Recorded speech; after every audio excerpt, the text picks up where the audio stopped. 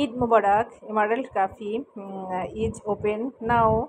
তো after Eid get together, তো আমরা এন্ট্রি পথে ঢুকে গেলাম। এখানে ভাবি বাচ্চারা আছে। তো ঢুকতেই খুব ভালো লাগলো আমার, সবুজে ঘেরা গাছে, খুবই সুন্দর আধো আলো। ওই মানে এই ক্যাফে হাউসটা, তো এটা হচ্ছে বনানীতে। তো এখানে খুবই মানে ভালো লাগলো আমার এই কফি হাউসটা, emerald bakery and coffee house. এখানে বিশেষ করে আপনার সি ফুড জাতীয় জিনিস বেশি ভালো পাওয়া যায়। তো যাই হোক, আমি এন্ট্রিটাকে আপনাদের দেখিয়ে দিলাম, খুব ভালো লাগলো, সবুজে ঘেরা। আর মেইন গেটে আপনাদের স্বাগতম জানানোর জন্য ছোট্ট টিয়া পাখি একটা আছে, কিউটি, ওকে দেখে আমরা থমকে যাই। ওর সঙ্গে আমরা বেশ কিছুক্ষণ সময় কাটালাম। আমার মেয়ে তো টিয়া পাখি দেখে খুবই মানে আনন্দে উৎফুল্লিত হয়ে যাচ্ছিল। আর সঙ্গে সঙ্গে আমরা সবাই একে একে ওর সঙ্গে একটু সময় কাটলাম, ভাবিও একটু ছবি তুললো, সবাই একটু হালকা পাতলা ছবিটা তুলে নিলাম। দেন এখন আমরা একটু ইয়া করবো, ভিতরে ঢুকে যাব। যাই হোক, তো এখন ভিতরে ঢুকতেই আমার মেয়ে দৌড়ায় চলে গেল ওর আপুদের সাথে আর আমরা ঢুকে গেলাম। তো এন্ট্রিতে ঢুকতেই ভাইয়া ভাবি বাচ্চা সবাই ঢুকে গেল। আর প্রথমেই যে ডেস্কটা আছে সেটা হচ্ছে এখানে কফি ডেস্ক। এখানে বিভিন্ন ধরনের কফি থাকে এবং কেক পেস্ট্রি সহ এই জিনিসগুলো এখানে থাকে। এখান থেকে অর্ডার করতে পারেন আপনাদের চুজ অনুযায়ী। দেন আমরা ভিতরে ঢুকে গেলাম। তো আমি আধা আলোর এই রেস্টুরেন্টটা একটু ঘুরে ঘুরে দেখানোর ট্রাই করি। তো যাই হোক, যেহেতু বানানির মধ্যে একটা এরিয়ায় এরকম একটা রেস্টুরেন্ট, বুঝতে পারছেন এখানে কাদের আনাগোনা থাকতে পারে। আর আমাদের মতো মানুষদের খুব একটা বেশি আনাগোনা থাকে না। তো যাই হোক, আমরা আমরা যে রুমে বসবো সেখানে আমরা এন্ট্রি করলাম। তো ভাইয়া ভাবি বাচ্চারা সবাই ঢুকে গেল। আর এখানে প্রায় 8 সিটের একটা সিটার ছিল, টেবিল ছিল। আর সাইডে একদম টেবিল ল্যাম্প সহ মানে ইনডোর প্ল্যান্ট, সাথে কিছু ম্যাগাজিন আছে সময় কাটানোর জন্য। খুব ভালো ভালো ম্যাগাজিন এখানে আছে। তো আমার ছেলে এখানে দাঁড়িয়ে থমকে গেল, ও প্রত্যেকটা ম্যাগাজিন উল্টে উল্টে দেখতেছে। জানি না, ওর কাছে হয়তো ভালো লেগেছে। যাই হোক, এই বয়সে হ্যাঁ এগুলোর প্রতি একটু কিউরিয়াসিটি থাকে, এটাই স্বাভাবিক। দেন আমরা একটু ঘুরিয়ে দেখে কামরুল ভাই আমার হাজব্যান্ড ওরা ওদিকে আছে, আমরা সবাই বসে গেলাম। তো ভালোই লাগলো।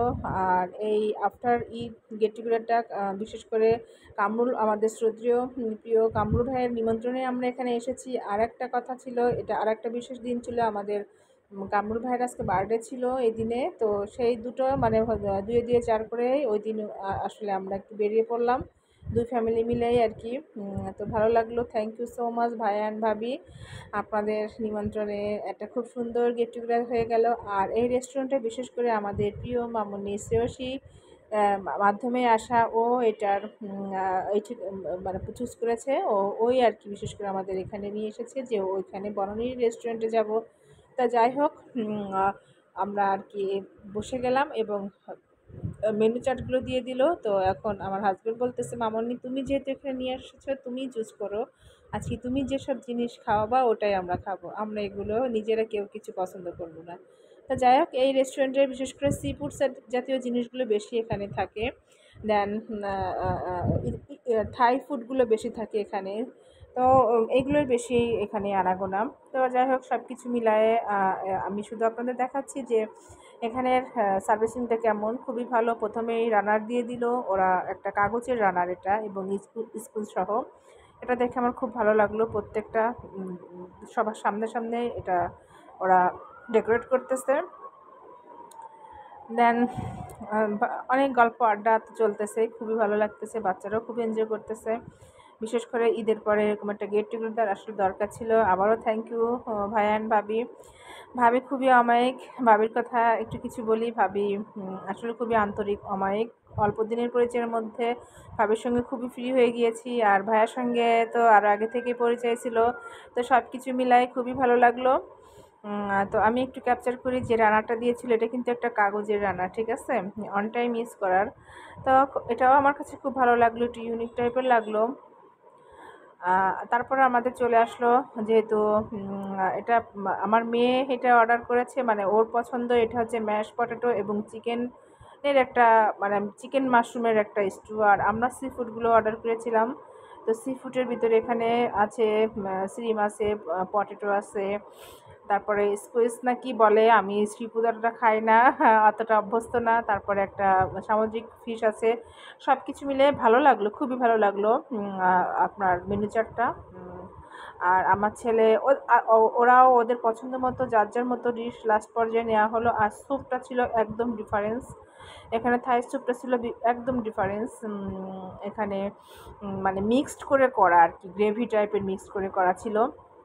আর একটা জুস ছিল অরেঞ্জ জুস, সেটাও একটু ইউনিক লেগেছে। সব কিছু মিলে আমার কাছে একটু ডিফারেন্সই লেগেছে আজকের খাবারের মেনুগুলো। তো আমি যেহেতু কুকিং, তাই আমার এইসবের প্রতি একটু থাকে বেশি, নেশা থাকে বেশি। আর একটা আজব জিনিস আমি আপনাদের দেখাবো, সেটা হচ্ছে ডেকোরেশনের দিক থেকে। দেখুন, আমি প্রথমে যখন ঢুকে ভিডিওটা করছি তখন আমার মাথায় এটা আসছে যে কী ব্যাপার, ওয়ালের আস্তরগুলো এবং এরকম ভাঙা কেন, বনের মতো একটা জায়গায় এরকম একটা রেস্টুরেন্টে, তাহলে কি এখানে কোনো প্রবলেম হয়েছিল কি না। হাজব্যান্ডকে জিজ্ঞেস করতে সে বললো হয়তো এই আস্তরে কোনো প্রবলেম হচ্ছে, ওটাকে ওরা ভেঙে ফেলছে। যাই হোক, এরপর যখন আমি ভিডিও ক্লিপ করি তখন একে একে দেখি প্রত্যেকটা জায়গায় ঠিক সেম ক্যাটাগরি, ভালো সুন্দর দেওয়ালের আস্তরটাকে ভেঙে ওরা এটা ডিজাইন করেছে, ডেকোরেট করেছে। তো আমি জানি না এটার ভিতর কী ডেকোরেট আছে। হয়তো ভিডিওয়ে একটু ভালো লাগতেছে, কিন্তু অরিজিনালি কিন্তু এতটা ভালো লাগতেছিল না। জানি না, মডার্নের একটা মানে কোয়ালিটি থাকে, এটা নিয়ে আর কি আমরা অনেকক্ষণ হাসাহাসি করলাম যে এটা আমার কাছে একটু ভালো লাগেনি। যতই বলুন না কেন আধুনিক মডার্ন যতটা ইউনিক ডিফারেন্স করা যায়, কিন্তু এই ডিজাইনটা আমার কাছে একটুও ভালো লাগেনি। তবে আমার মনে হয় এর মধ্যে হয়তো কিছু না কিছু ফ্যাসিনেশন থাকতে পারে। আমরা তো আসলে অতটা মানে আধ্যাত্মিক টাইপের লোক না, অতটা বুঝবো না। তো তারপরে ওভারঅল সব কিছু মিলায়ে এই ক্যাফে হাউসটা খুবই ভালো লাগলো। প্রথম এন্ট্রি করা, প্রথম যাওয়া। হ্যাঁ, আবারও thank you so much Kamrul ভাইয়া, ভাবি এবং আমাদের প্রিয় মামুনি শ্রেয়সী। আপনাদের কারণে এখানে আসতে পেরেছি, আপনাদের নিমন্ত্রণে খুব ভালো একটা সময় কাটলো, খুব হাসি গল্প হলো। ঈদের পরে এরকম একটা গেট টুগেদার আসলে দরকার ছিল। তো ঠিক আছে, চেষ্টা করলাম খুব সুন্দর করে আপনাদের সামনে একটু তুলে ধরার। আর আমি যেখানেই ভালো কিছু পাই, ইউনিক কিছু পাই, অবশ্যই আপনাদের তুলে ধরার চেষ্টা করি। জানি না আপনাদের কাছে কেমন লাগে বা কেমন লেগেছে, অবশ্যই কমেন্টসের মাধ্যমে জানাবেন। এই তো সব কিছু মিলে ওভারঅল অল ইন অল। তো আমার ছেলেও গল্প করতেছে। আর লাস্ট পর্যায়ে আবার একটু টিয়া পাখির কাছে আমরা চলে গেলাম, ওকে একটু আদর আহ্লাদ করে নিলাম। এতই ভালো লাগলো ওকে যে মনে হচ্ছিল ওকে টুক করে তুলে আমরা নিয়ে আসি। তো আমার মেয়ে তো ওকে ছেড়ে আসতে চাচ্ছিল না। বিদায়ের বেলা ওর সঙ্গে আবার একটু সময় কাটালাম আমরা সবাই মিলে। তো ঠিক আছে, সবাই ভালো থাকবেন।